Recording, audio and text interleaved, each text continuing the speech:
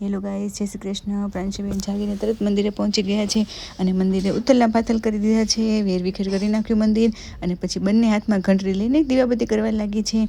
પછી બા સાથે કપડાં સુકવવા માટે દાદા ચડવા લાગી. બા સાથે એને ધાબે જવું હતું અને પછી ધાબેથી આવીને નાહી લીધું અને પછી તો બારીમાં કબૂતર જોઈને બારી પાસે જવા લાગી અને કબૂતર તો બહુ ગમે. પછી પ્રાંશુ રેડી થઈ ગઈ. રેડી થઈને ગીતાબાના ઘરે પહોંચી.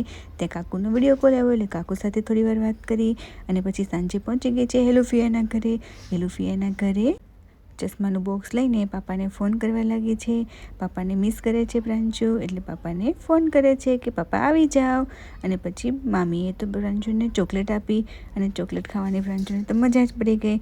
મસ્તના મૂંગ બનાવે છે અને પછી મામીબા સાથે પ્રાંશુ દીવાબત્તી કરવા બેસી ગઈ.